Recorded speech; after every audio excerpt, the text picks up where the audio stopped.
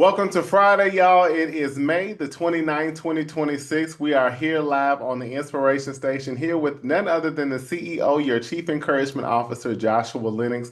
Y'all, it is the last Friday of May. This month has gone by really fast, if I have to say so myself. It has been expeditious in all ways, in all days. I mean, it's just been very quick, but at the same time, a lot of great things have happened. A lot of changes have happened. And I think if you all remember back, I said that, the fifth month, number five stands for the supernatural, for grace and for favor. And I have seen that this month. And sometimes things don't always look like you think they're going to look or expect them to look or anticipate them to look, but they end up being better than you expect. So I hope that all of you have been having an amazing day, an amazing week, and then plan to have an amazing weekend and the remainder of this day because you still have some hours left. But I want to just jump right in, y'all. And if this is your first time, I just want to say welcome here. The Inspiration Station is literally where we are inspirations not only to others, but also to ourselves. And you have proof that you've been an inspiration to yourself because look at how you've gotten to where you've gotten to today. But I also want to say there's some transitions going on, some changes, and I'm so fine with that. I'm so fine with things pivoting, things changing, making some new things come in and things are going out. I always say out with the old and in with the new, and also in with what's due. And what do you mean by in with what's due? Maybe things that I've been wanting or I've been anticipating, I've been praying about, I've been requesting some changes I want to see in my life that I've been asking God for, and it might just show up in a way that I was not anticipating immediately. But as I keep telling you guys week after week, some things have changed. I've had to do some things with the platform and some other tools and things of that nature that have been edifying and adding additive to the new direction that we're going to go in, which again, I don't know exactly what that's going to look like, but I'm okay with it because it still requires faith. And I'm a person who is very consistent. I'm very loyal. I'm a person who, once I get something started, I plan to continue to do so unless there is a change. But if I'm going to change to something, it's going to be greater than it was before. You never downgrade, you always go up. The Bible said we go from glory to glory. So without further ado, y'all, I told y'all I know that it's Friday evening, and some of you, I'm pretty sure, are preparing for a wonderful weekend or a wonderful evening. So I'm not going to be before you long, but I want to just say, let's stop swallowing luggage. That's right. You heard me correctly. Let's stop swallowing luggage. Josh, what do you mean? That sounds a little crazy. Have you ever been swallowed? As TD Jake said. What do I mean by stop swallowing luggage? Well, has anybody ever heard of the word suppression? I have. I teach it on it all the time. But if you can remember, if you've been watching me for a while, you remember back on several episodes ago, so a while back when I said that suppression leads to depression, and it absolutely does. What is suppression? In simple terms, means that I'm tucking things down, I'm holding things in. There is no exit, there is no outlet, there is no expression, there is no communication about what I'm internalizing or what internal conflict I'm having. Also, the narratives I might also be creating within myself, how I've been affected, how people have spoken to me and I have not responded or even had some level of a reaction, some pain that I just keep harboring and I keep pushing down and keep pushing it down because I don't know if it feels safe to explain this or if I can be open, honest, and vulnerable with anybody about how I'm feeling or how they've made me feel. And let me say this too, that's another thing here on the Inspiration Station, as you all know, that we're open, we're honest, and we're vulnerable, not just with each other, but with ourselves, because the greatest relationship that is often neglected is in within ourselves. Now back to suppression. So if it has nowhere to go, at some point it's going to be a pile up. And you're going to do one or two things. You're going to either explode. So this is an external reaction. This might be anger. This might be rage. This might be yelling. This might be picking up something and throwing it. It might be breaking something, ripping something. It might be whatever that can be is something that's going to be externalized based on what I've been holding within. Or you're going to implode, which imploding means that it's almost like a do do do, like a shutdown. Like you know how like even I made that noise. If a toy is going and the battery is getting so low, and at some point it's just going to get stuck and it's not going to move anymore. So again, that is the same thing that can happen to you if you have nowhere to release excuse me, in a healthy manner, certain things you're going to either explode or implode. If you implode, you hear a lot of times when people say, I had a mental breakdown or I had a breakdown. That is another example of implosion, meaning that the effects of it may have not been something that can be seen with the eye, but it's happening on the inside. This also could mean that maybe I'm having heart issues. Maybe my body's responding certain ways. Maybe I'm having IBS, which is internal bowel syndrome. And am I saying that right? Internal bowel syndrome, IBS. If I'm saying that wrong, you guys, probably because my mind is going a million miles an hour about some things already right now. But you might be having IBS. What is that, y'all? Okay. If y'all know it, put it in the comments or something. But I just can't. I'm saying internal bowel syndrome. That's not correct, and I cannot think of what it is right now. But we're gonna keep it irritable bowel syndrome. Thank you, Holy Spirit. You might be having IBS, irritable bowel syndrome. It can show up in ways of that nature as well. So, why is it so important that we are expressive or communicative about what's happening with us? I'll give you a quick example. Quick example. I remember I was a person who suppressed all the time. All the time. I would not speak up. Somebody could have hurt my feelings. Somebody could have said something. I could be dealing with some issues, be feeling depressed about something, sad, lonely, whatever that is, frustrated, angry. And I just took it down. I just knew how to smile all the time. I just knew how everything's fine. Everything's perfectly good. Hi, how are you? Can I help you? Can I do something for you? Oh, nothing's wrong with me. And nobody would ever ask because I always wore a mask of happiness and all of that. And if I was ever wanting to feel something, it was probably when I'd be alone. I used to use my closet in anywhere I lived, a closet like it's my safe space or a private space, and I would just cry a lot of times. I pray, even as a little kid, and that was like my outlet sometimes. But majority of the time I was acting as if everything was okay and it really wasn't.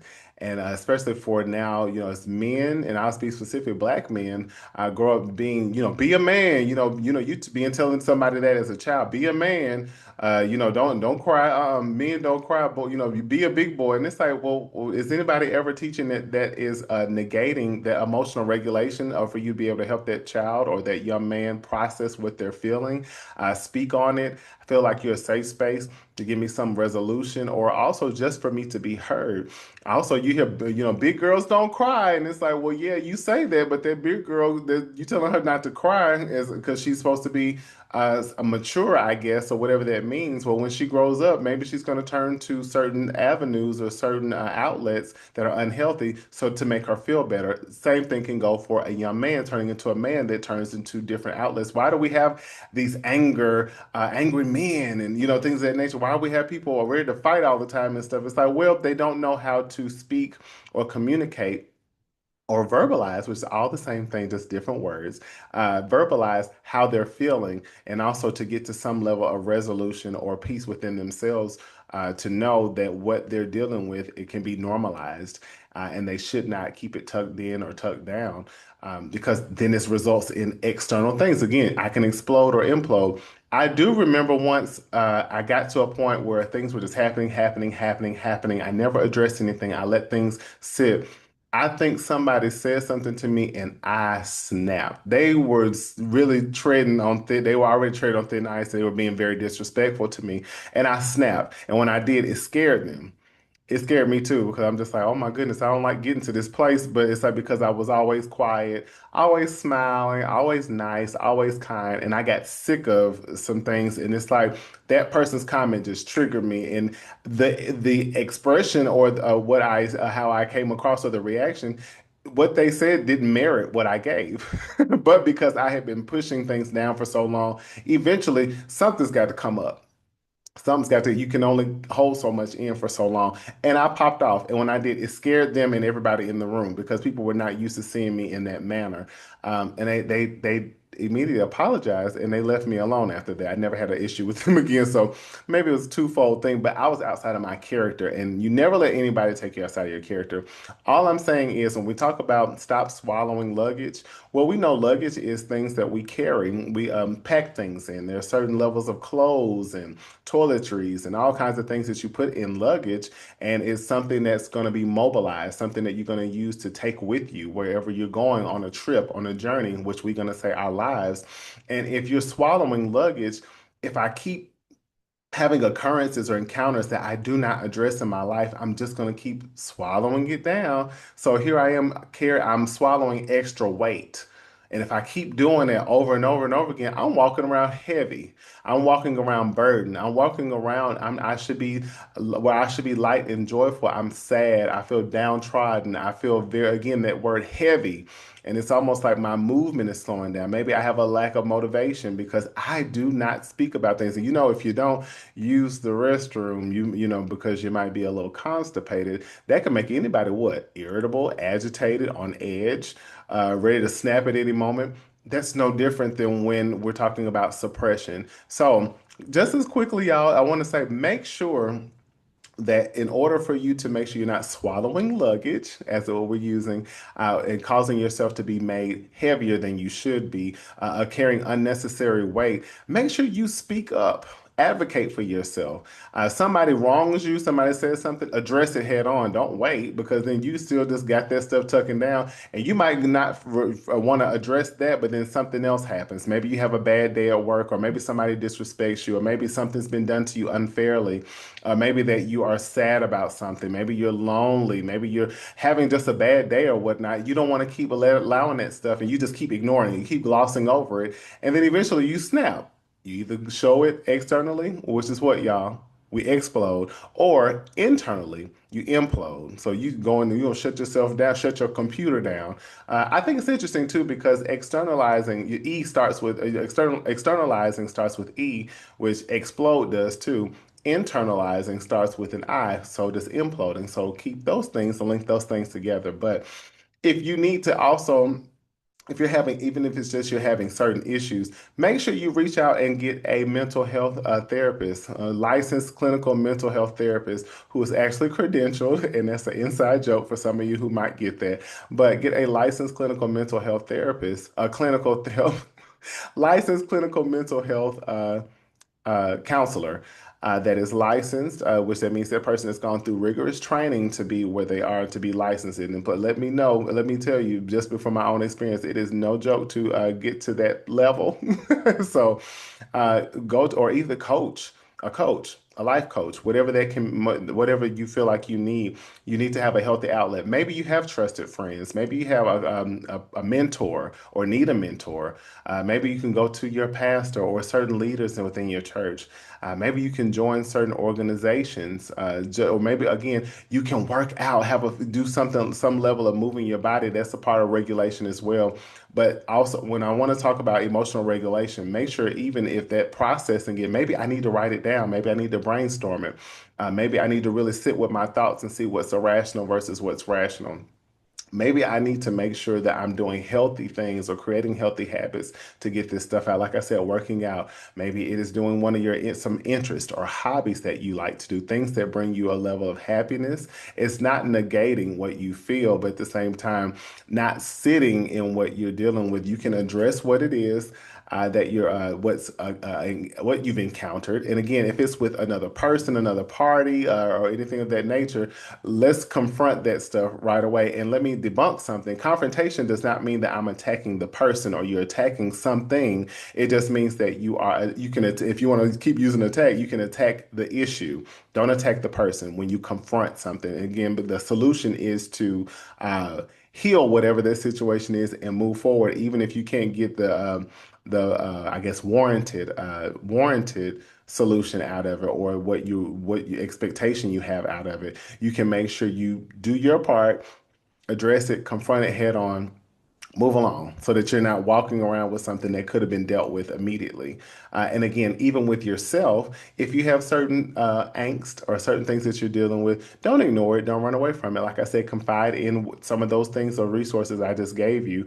And also, too, sometimes when you do move the body or you do things that you like to do, sometimes it does bring up certain things to bring about, like, again, a certain solution to what you're dealing with because you're not ignoring it. Write it out. If you need to journal it, whatever it is, listen to some songs that are in the theme of what you deal with. I also like to say too, I know for me, with grief, when people would pass away, that I'm close to, my mom would always tell me, I know you're probably going to go to the store and cook. I would, because cooking would be therapy for me, and it still is. Sometimes if I deal with deaths or certain things in my life, I will cook. And while I'm doing that, it's allowing me to feel what I'm feeling, and I'm doing something I love doing, but it also is allowing me to kind of process what's going on with me, and I'm able to even speak to myself. If you talk to yourself and answer yourself, you're not crazy, I think. But you're not crazy if you want to speak to yourself and talk out loud in order to process some things out. Or again, write it out. Some people like to draw it out.